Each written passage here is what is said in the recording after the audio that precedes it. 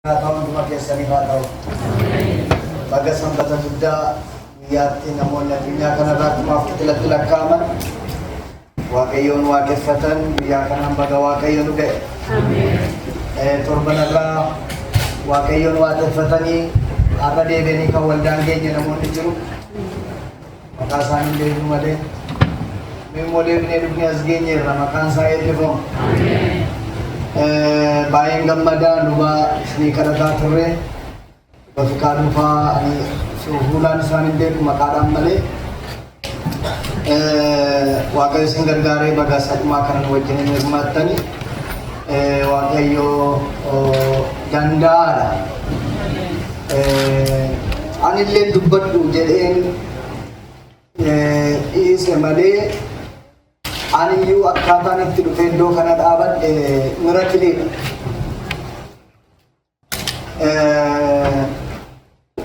akkuma luba fiqaa duuba mandai darbe gaafa dafnoo walgahiirra jira mana nawaamanii bilbilanii yeroo mana ga'u warra manaa koo baay'ee dhukkuba baay'ee ekstreemilii dhukkuba baay'ee yeroo rakkina akkasii Dr. Daawit Biradeen konkolaataaf makkoo qabattee waan hin jiruuf Dr. Daawit Biradeen ijoollee warri receptionii irra jetan emergency gashinuu naan jedhan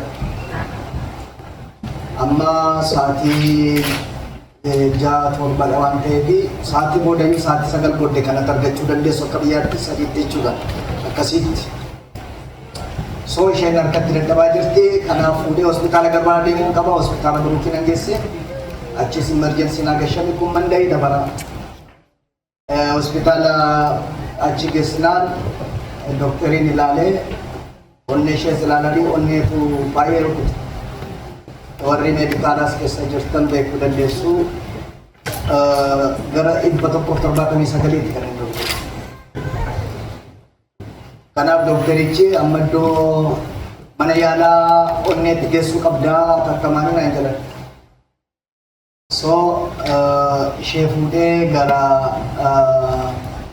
CMC deemuudhaaf ta'a hospitaalli beekamaan kan onnee achidha waan ta'eef Dr. Gizaufaa daddabanii yeroo achi ga'u emergency naagashanii emergency narsoonni irratti karaa baarrabanii ergasii booda doktoriinis akkaatamaan akkanaa ilaaluu godhanii faayinaalii ICU tajaajila intensive care fudhachuu qabdeedhanii imagine gaafa dafnoote ICU tti yeroo isaan ajajanii waan yaadu laalaa tokko waa'ee ishee yaada lammaffaa waa'ee sagantaa gara amma nan bilbilamoo obbo Iyyaasuu feetan bilbilamoo rakkoon na mudateera nan jedhamoo maalan godha soo jarri atattamaan horii qabsiisnaan jedhanii atattamaan horii qabsiise horii chanitti chifti jechuudha amma kana nama tokkotti hin dubbanne deemsi koo kamisaa dafnoo riiskii keessa jirti ishee annaa deemuu dandeessu wiilshariidhaatiin kan mana keessaa oliif gadi naannessanii dhaqee horii kanfalee isheen ittiin chiftu ICU galuudhaaf kanfalee yeroo deebi'ee dhufu narsoota wajjiniin kaasuudhaaf iddoo emergency ruumiidhaa gara iddoo isheen dhaqxee intensive care argattutti kaasuudhaaf yeroo dhabne maalidhaa jette hinciftaa jenne hinciisu maalatta hinciisu onnee keetu akka malee rukutaatii jira riiskii keessa jirta ciisi hinciisu qabiin ka'e ani hin galle yoon jedhe deemuudhaaf isa jedheef immoo jedhamee tokkosa kana yaada booda itti naadhee akkamaan jedhe narsootaan itti mani narsoonni inaarkii nuyi itti gaafataman fudhannu riiskii irra jirta ba'uu hin dandeessu hospitaala kana ani immoo hin ciisu jennu ani rakkate gidduutti faayinaalii mallatteessi waan dhaaf jiru itti gaafatamni isaa kan kooti jedhii mallatteessedhanii ittiin goote mallatteessi kaasi makiinaan gallamanattiin an jette eesh birrii baafachuuf jennaan arra bahuu hin danda'u faayinaansiin cufeera aduun eera waan ta'eef horii kee bordee bitee fudhattanaan jedhanii nan galee manatti gallee nagaa bultee facaasaa nagaadha. Facaasaa ganama horii koo baafadhee yeroo deemu nama tokkotti hin dubbanne humna isaa natti bilbilaan humna isaa nama tokkotti hin dubbanne waaqanaa galateeffadhu jedhe. Maalidha jennaan waan akkasii narra gahee dubbachuu isaas na rakkisee obbo Iyyaasuuttis hin bilbille miti humnas. Akkasittan ba'ee waaqayyoon naa galateeffadhu jedheenii gaafa roobii nagaa turte shaantaa kooyyuu paakii naa goote.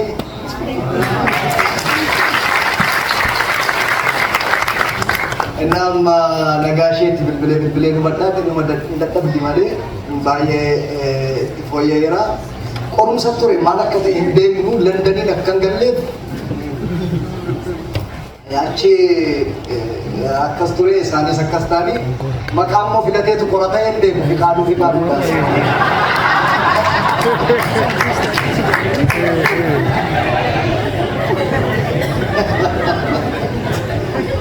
ya kasini bu result ini sekali godin harga jalan awal nih cek kali tinggal order faturani bayi amat re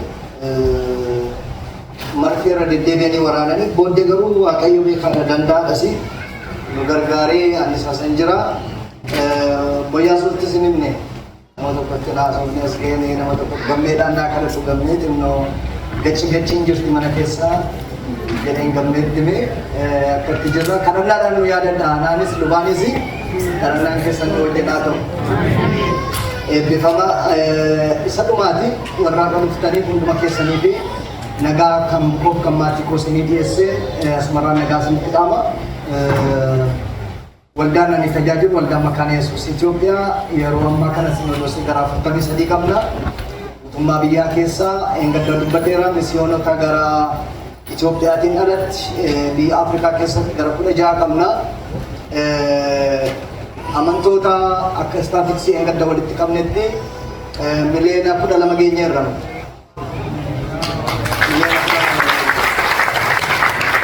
Kanaaf hojii salphaa miti hojii guddaatu nu harka jira nu kadhadhaa Waaqayyooni. Waaqayyo nu gargaare amma sochiin asitti ta'aa jiru gaariidha. Tokkummaan kuni hariiroo maqaan Yesuus qabaachuudhaafis akka sochiirra jiru walgeerra taa'ee argeera. Adeessa immoo adaraa isin jedheera yeroo natti gabaabbate malee waa'ee dargaggoota keessanii sirreetti hundeessaa waldaa keessanitti galaatii ijaara. Tokkummaa waldootaa kana keessatti dargaggoonni ijaaraman immoo departimentii dargaggootaa qabna naashinaali irratti akka isaan paartinarshiippii uumanii walgahii gurguddaan tokko anuwaal konfiraansiin jira akka isaan biyya dhufan goona inni hafeerraa gaggeessaan dargaggootaas akka inni dhufu goona walii wajjiniin hojjenna hojii akka kanuma duwwaa miti biyya teenyes achii as keessatti hirmaachuu dandeenya waan dargaggoonni godhan sin gaafanna luba jeetoo adaraa hojii kanatti tokkaa qabuutanii sinan gaafadha mana taa'ee zuumiidhaan waan ani isin hordofuu fi mee kana duukaa buuna warri naa jettan dargaggoota duukaa buuna warri jettan harkaan argisiisa. Waaqayyo sinaa eebbifama. Mee hin kadhanna Waaqayyooni kadhata keessa taanee faarfannaa madubbeen tokkoon walii wajjin akka faarfannu barbaada. Kadhatuma keessa taanee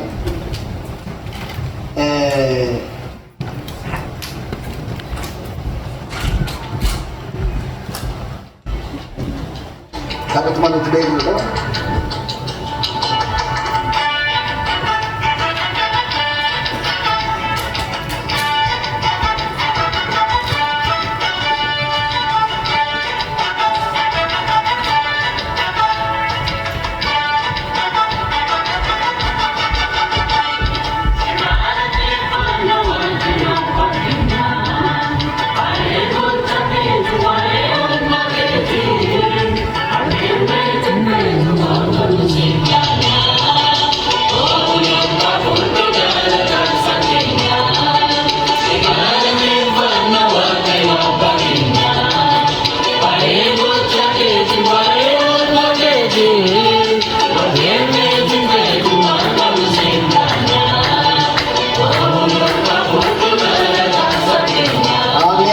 Amin.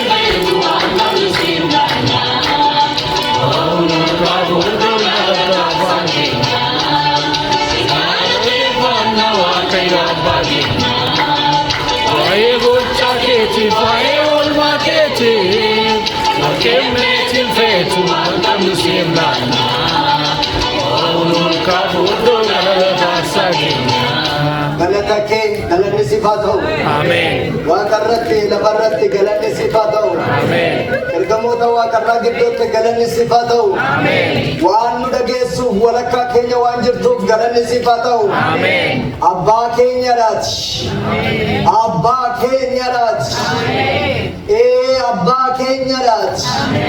Hafuura ilmummaa nu keessa keessee abbaa keenya jennee akkas waamnu ijoollee kee nu godhatte. Aboo nu laatte. Karaa Kiristoos Yesuus mirga kee nu teessiste. Galanni siif haa ta'u. Galanni siif haa ta'u. Waa'ee konfiraansii kanaaf galanni siif haa ta'u. Waa'ee saba mana kana keessa jiruuf galanni siif haa ta'u. Waa'ee daa'immanii, waa'ee dargaggootaaf, waa'ee manguddootaaf galanni siif haa ta'u. Galanni Waaqa biratti siif haa ta'u. Amma immoo yaa Waaqayyo guyyaa kana sagalee kee kadhannaa keessaan faarfannaa keessaan akkuma nama maleeffachiiftetti nu fufe. Maqaa Gooftaa Yesuusiin ameen. Eebbifamaa. Har'a isa xumuraati. Lallaba barsiisa isa xumuraa, lallaba isa xumuraati. Akkasa yeroo darbanii sin lallaba argamsiisaan lallabu. Wacaan ture gidduu kanan beektu dadhabeenni qannasa miti amma. Dadhabeenni guyyaatti sadii afur garuu asii umudiitti natti fakkaata nama dadhabsiisa anatee warra qaamtee hin deebi'u. Waan nama dadhabsiisuu qaba garuu waan sinna hordofuu dandeessan, caqasuu dandeessan kutaa sakumaan isinii wajjin hirmaachuu barbaada.